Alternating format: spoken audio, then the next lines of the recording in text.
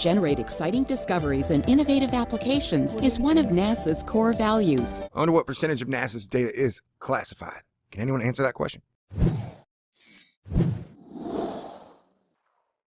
What do you got for me? Good morning, folks. Are you cool? Hey, everybody. It's a heads up. Because I'm going to be dropping some hard Thor news science upon you. Stay cool.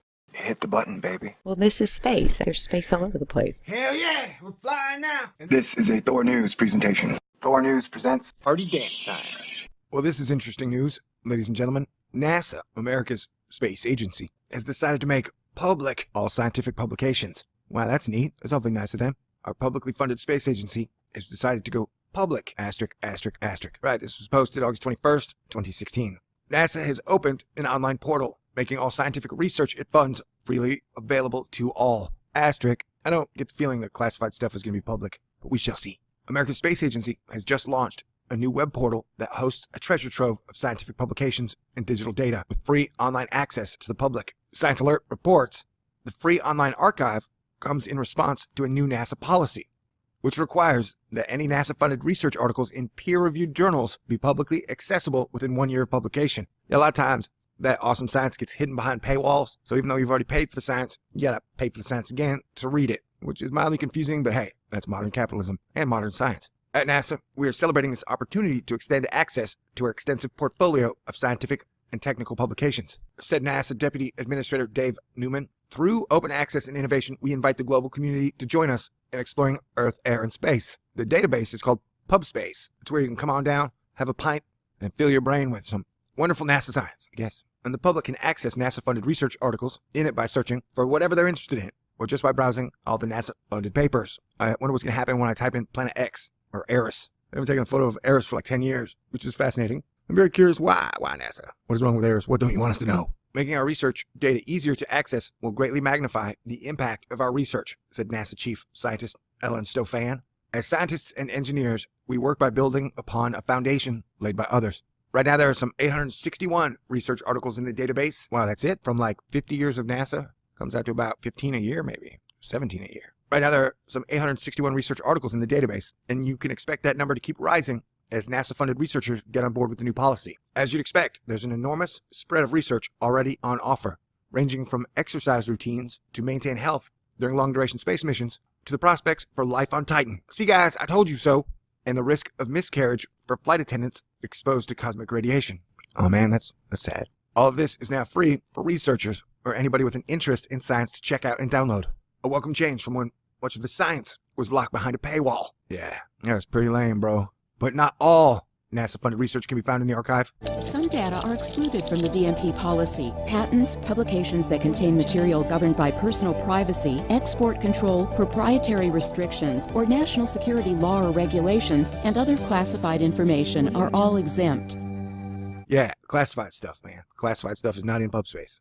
I wonder what percentage of NASA's data is classified. Can anyone answer that question? NASA's move comes in response to a 2013 request from the White House Office of Science and Technology Policy, which directed major science funding agencies to come up with ways of increasing access to the results of publicly funded research. In February 2013, the White House Office of Science and Technology Policy issued the Increasing Access to the Results of Federally Funded Government Research Memorandum. This memorandum requires agencies that receive more than $100 million per year in government research funding to make their data and publications more accessible to the public. Oh, okay, so the White House had to poke NASA with a stick to allow all the safe public info. Wonderful. It also follows a growing general trend towards more openness in science research and academia more broadly. Wait, science is for the people. Why would you have to crowbar the stuff open to get the access, especially when the public paid for it? That confuses me. With frustration stemming over commercial control wielded by the companies who own most of the academic publishing. Oh, corporations and universities working together to bring you a better future? Asterisk. Sad face. Some researchers are bypassing established journals altogether by uploading their work directly to the internet. Others are illegally sharing scientific papers online in a dramatic bid to spread knowledge. Yeah, arrest those fools. That guy was sharing his research online with the public. Throw him in jail. Not really. Can't have that now, can we? At the same time, there are calls in Europe to make all published science funded by public free. That would be awesome. You get what you paid for. The same logic is what's behind NASA's new portal.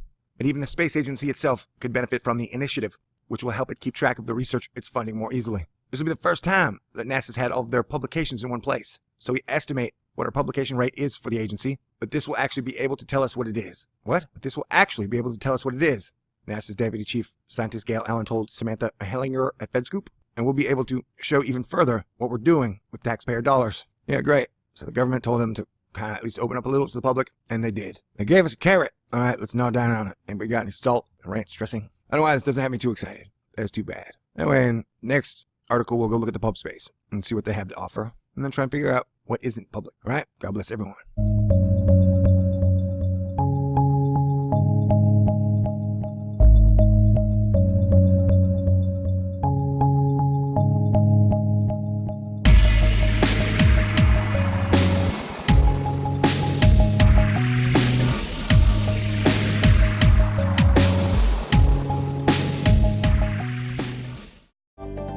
NASA conducts and supports research not just in space and aeronautics, but also in heliophysics, astrophysics, earth and planetary sciences, life and physical sciences, health and technology development.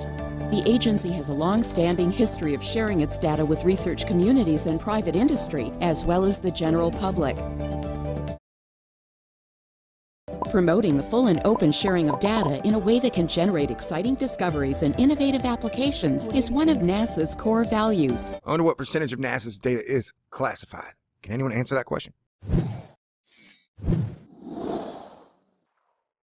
What do you got for me? Good morning, folks. Are you cool? Hey, everybody. Get your heads up. Because I'm going to be dropping some hard Thor News science upon you. Stay cool. Hit the button, baby. Well, this is space. There's space all over the place. Hell yeah, we're flying now. This is a Thor News presentation. Thor News presents Party Dance Time. Well, this is interesting news, ladies and gentlemen. NASA, America's space agency, has decided to make public all scientific publications. Wow, that's neat. That's awfully nice of them. Our publicly funded space agency has decided to go public, asterisk, asterisk, asterisk. Right, this was posted August 21st, 2016. NASA has opened an online portal, making all scientific research